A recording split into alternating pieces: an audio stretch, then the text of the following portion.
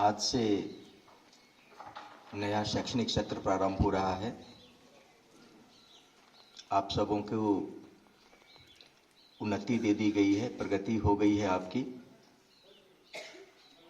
कक्षा प्रोन्नत होने के संदर्भ में आप सबको विद्यालय परिवार की ओर से ढेर सारी शुभकामनाएं।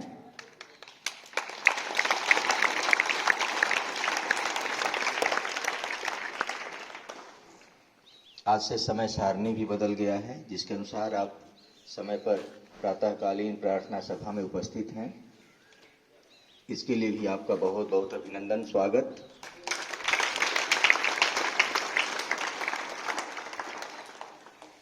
बच्चों, विद्यालय की बुनियाद उसकी बच्चे होते हैं। बच्चों के इर्द गिर्द ही सारी गतिविधियां बुनी गई हैं, रची गई हैं। विद्यालय की आत्मा सच पूछे तो बच्चों में होती है। ये बच्चों के भविष्य निर्माण के लिए ही इतनी बड़ी व्यवस्था की गई है। अक्सर आप सुनते होंगे कि लोग आपको देश निर्माता कहते हैं, राष्ट्र निर्माता आप हैं, भविष्य के नागरिक आप हैं, और आप पर न केवल आपके परिवार की उम्मीदें टिकी हुई हैं, बल्कि पूरे समाज और राष्ट्र की उम्मीदें टिकी हुई हैं। इसीलिए निर्माण की प्रक्रिया में आप बुनियाद हैं, और किसी भी भवन की बुनियाद जितना मजबूत होता है, ऊपर की इमारतें उतनी शानदार बनती हैं। यह आपके बुनियाद निर्माण का समय है। आप नींव के पत्थर बनिए, मजबूत बनिए, ताकि आने वाले जिंदगी में कोई भी तूफान आपकी इमारत को हिला ना सके। इसीलिए पढ़ाई लिखाई की जाती है, और शैक्षणिक वातावरण बनाने में आपका योगदान महत्वपूर्ण है। हम सब बस आपकी सहायता के लिए हैं, मार्गदर्शन के लिए हैं। सारी सुविधाएं बस आपके निर्माण के लिए है। इसीलिए देवन से, ठीक आज से ही आप मन में रोज प्रतिदिन ये प्रतिज्ञा करें कि आपका जो लक्ष्य है, आपका जो उद्देश्य है, उसी के इर्द गिर्द आपके दिन भर की गतिविधियां चले। क्योंकि समय और ऊर्जा ये दोनों बहुत महत्वपूर्ण और कीमती हैं। एक बार बीत जाने के बाद दोनों वापस नहीं मिलती। इसलिए जीवन निर्माण में शुरू से ही व्यक्ति को सावधान रहना चाहिए, सतर्क रहना चाहिए। क्योंकि आज जो कुछ भी हम करते हैं, उसी का नतीजा बाद में हमें मिलता है।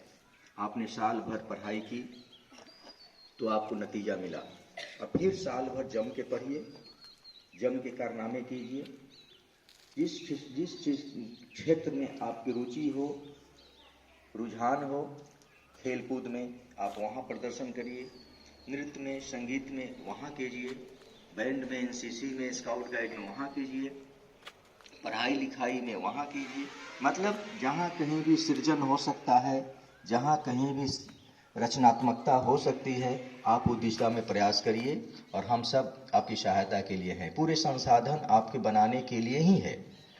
लेकिन इस क्रम में अनुशासनहीनता, अशिष्टता, असभ्यता और कुछ गलत चीज़ें जो व्यक्तित्व और चरित्र पर दाग लगाती हैं, आपके माता पिता को, शिक्षकों को बदनाम करती हैं, ऐसे आचरण और गतिविधियों से आप सावधान रहिए, अपने आप को बचा कर रखिए। जहर की एक बूंद भी उतना ही काम करती है जितना कि एक पूरी शीशी। पानी में गंगा जल हो और एक बूंद नाले का पानी डाल दिया जाए, क्या पीना पसंद करेंगे? पी लोगे? गंगा जल से भरा हुआ गिलास में एक नाले का एक बूंद पानी डाल दिया जाए, उसे कोई पीना पसंद नहीं करे। क्यों? क्योंकि पूरा का पूरा गंदा बना देता है। जहर एक बूंद पूरे पानी को जहरीला कर देता है।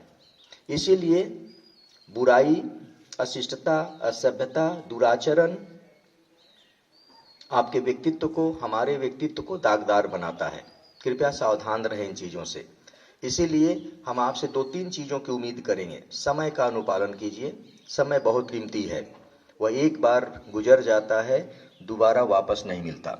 सबसे कीमती यदि परमात्मा ने किसी को उपहार के रूप में दिया है तो समय दिया है, क्योंकि रोज क्षण क्षण प्रति क्षण मृत्यु करीब आ रही है। इसीलिए समय की कद्र करिए और कहीं भी 5 मिनट पहले होने की प्रयास करिए, क्योंकि उससे अच्छा कोई चीज हो नहीं सकता। आपके निर्माण में समय की भूमिका बहुत महत्वपूर्ण है, इसलिए बी पंक्चुअल, आप समय का अनुपालन कीजिए। दूसरा, बी रेगुलर। कोई भी एक्टिविटी है, चाहे वो आपका क्लास हो, गेम स्पोर्ट्स हो, असेंबली हो, मेस हो, कहीं भी आप वहाँ एकदम नियमित रूप से समय पर उपस्थित रहिए। तो नियमितता भी बहुत बड़ी चीज। जो बच्चा नियमित रूप से पढ़ता है, 1 घंटा ही नियमित रूप से पढ़ेगा, निश्चित रूप से उसके नतीजे अच्छे होते हैं। तोड़ तोड़ कर, ब्रेक डालकर पढ़ना, ब्रेक डालकर काम करना हमारे अभ्यास को सीमित करता है और हमारे नतीजों को प्रभावित करता है। इसलिए हर अभ्यास में, हर प्रयास में आप नियमित बने रहें, बी रेगुलर। तीसरा, वेशभूषा का ख्याल रखें। वेशभूषा का मतलब यूनिफॉर्म।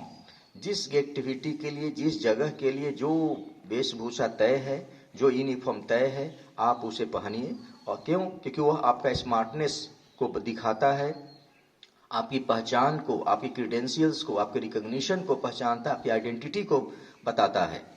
वो वेशभूषा आप जरूर पहनिए। स्कूल यूनिफॉर्म का समय जहाँ है, उस यूनिफॉर्म में रहिए।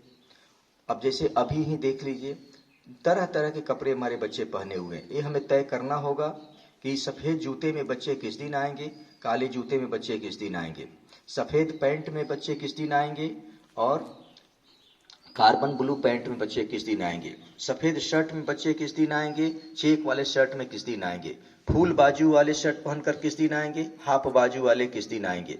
बच्चे शर्ट को बाहर करके किस दिन आएंगे, शर्ट को अंदर करके किस दिन आएंगे, बिना जूते के किस दिन आएंगे, चप्पल पहनकर किस दिन, ये सब हमें तय करना